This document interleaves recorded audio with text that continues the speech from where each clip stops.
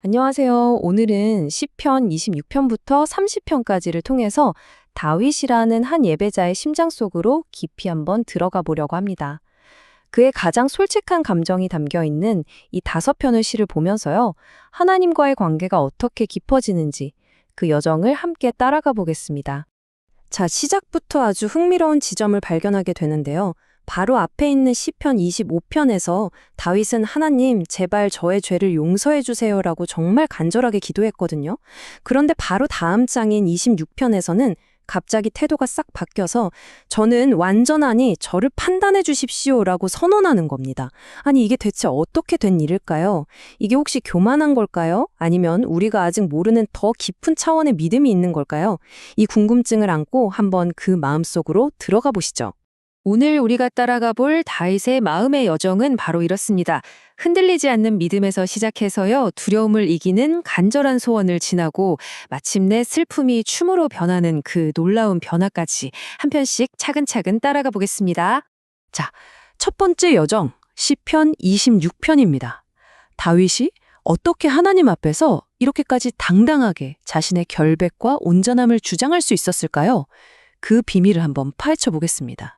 여기서 다윗이 말하는 나의 완전함이라는 게요, 저는 죄를 한 번도 안 지었어요, 이런 뜻이 절대 아닙니다. 이 선언의 진짜 핵심은 바로 마음의 방향성에 있어요. 내 마음이 세상의 다른 것들로 갈라지지 않고 오직 하나님 한 분께만 온전히 향해 있었다는 그런 충성심의 고백인 거죠. 네, 바로 이겁니다. 제가 방금 말씀드린 마음의 방향성. 그게 바로 이 나의 완전함의 진짜 의미예요. 흠 하나 없는 완벽한 이력서가 아니라 전심, 그러니까 온 마음을 다해서 하나님만 사랑했다는 뜻이죠. 다윗의 자신감은 자신의 완벽함이 아니라 하나님을 향한 이 나뉘지 않은 마음에서 나온 거였습니다. 이건 정말 대단한 기도 아닌가요? 마치 영혼의 MRI를 찍어달라고 요청하는 것 같아요. 히브리어 원문을 보면 여기서 뜻과 양심이 콩팥과 심장을 의미하는데요. 당시 사람들은 이곳에 가장 깊은 생각과 감정이 숨어 있다고 믿었거든요. 그러니까 다윗은 자기 무의식 깊은 곳까지 샅샅이 살펴봐달라고 그렇게 요청하고 있는 겁니다. 옛말에 누구랑 어울리는지 보면 그 사람을 안다는 말 있잖아요. 다윗이 바로 그걸 보여주고 있는 겁니다. 그는 악하고 거짓된 사람들과의 관계를 의도적으로 딱 끊어냄으로써 자기 마음과 삶의 거룩함을 지켜냈던 거죠. 자, 그래서 26편의 결론은 이겁니다. 진짜 거룩함은요, 그냥 나쁜 걸 피하는 소극적인 행동에서 그치지 않아요. 오히려 하나님의 임재가 있는 곳, 그분의 영광이 머무른 곳을 열정적으로 사랑하는 적극적인 마음, 그것이야말로 다윗의 흔들리지 않는 믿음의 심장이었습니다. 자, 이제 27편으로 넘어가는데요. 여기서 분위기가 확 바뀝니다. 그렇게 당당하던 다윗이 갑자기 두려움과 씨름하기 시작하거든요. 이게 어떻게 된 일일까요? 다윗은 두려움이 몰려올 때 가만히 있지 않아요. 먼저 자기 믿음을 입으로 선포하는 것으로 맞섭니다. 어두울 땐 하나님이 나의 빛이시고 적들 앞에서는 구원이시며 모든 위협 속에서는 나의 단단한 요새라고 말이죠.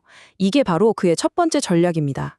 그리고 여기서 다윗의 진짜 비결이 드러납니다.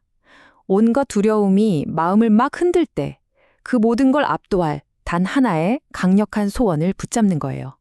그 소원이란 바로 하나님의 집에서 그분의 아름다움을 평생 바라보며 사는 것, 즉 하나님과의 친밀하고 끝없는 교제, 바로 그거 하나였습니다. 이 구절은 정말 엄청난 확신을 보여주죠.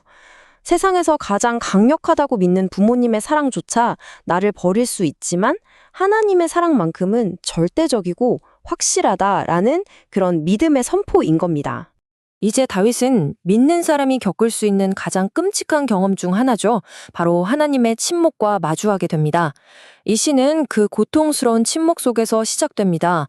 다윗의 목소리에서 이 절박함이 느껴지시나요? 그에게 하나님의 침묵은 그냥 대답이 없는 상태가 아니었어요. 그건 곧 영적인 죽음 그 자체였거든요. 사랑하는 분과의 관계가 끊어지는 게 무덤에 내려가는 것과 똑같다고 느끼는 거죠. 그런데 갑자기, 정말 갑자기 분위기가 180도 바뀝니다. 방금 전까지 울부짖던 다윗이 기쁨의 찬양을 터뜨려요. 이게 막 갑자기 문제가 해결돼서가 아닙니다. 기도하는 중에 하나님이 내 기도를 듣고 계시는구나 하는 내적인 확신이 강하게 온 거죠. 바로 그 확신 하나가 절망을 찬양으로 바꿔버린 겁니다. 자, 이제 카메라는 다윗 개인의 내면에서 확 빠져나와서 온 세상을 뒤흔드는 거대한 폭풍, 일종의 천둥의 교향곡으로 옮겨갑니다.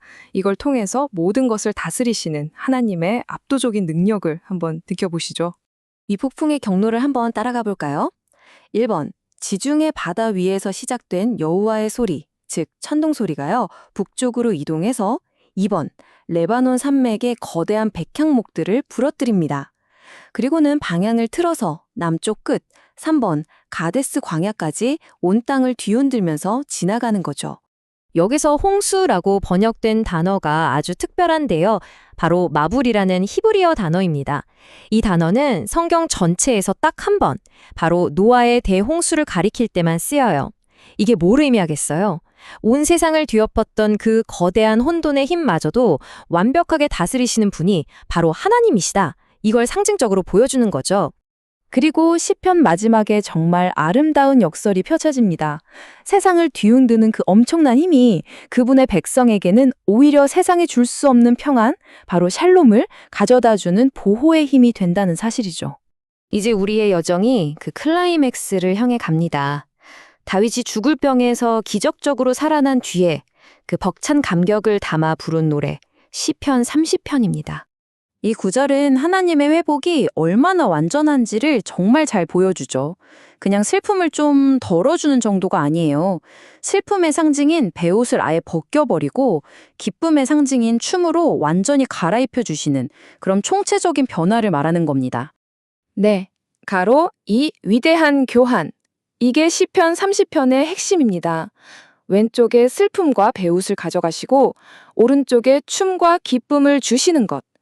그분의 회복은 이처럼 완전하고 총체적입니다. 이건 장례식장을 축제장으로 바꾸시는 거나 마찬가지죠. 결국 다윗의 길고 험난했던 여정은 바로 여기로 이어집니다. 흔들리지 않는 믿음에서 시작해서 두려움과 침묵과 폭풍을 지나 마침내 도달한 이 자리. 우리가 구원받고 회복되는 진짜 목적은 더 이상 침묵하지 않고 우리의 온 존재로 영원히 하나님을 찬양하기 위함이라는 것. 이것이 바로 하나님께서 우리를 인도하시는 역동적이고 감격적인 믿음의 길입니다. 자, 마지막으로 이 질문을 여러분께 드리고 싶습니다. 오늘 함께 나눈 다윗의 고백을 여러분의 삶에 한번 비춰보세요. 하나님께서 여러분의 슬픔을 춤으로 바꾸셨던 그 순간은 언제였나요? 그 기억을 떠올리시면서 오늘 하루도 소망과 찬양으로 마무리하시길 바랍니다.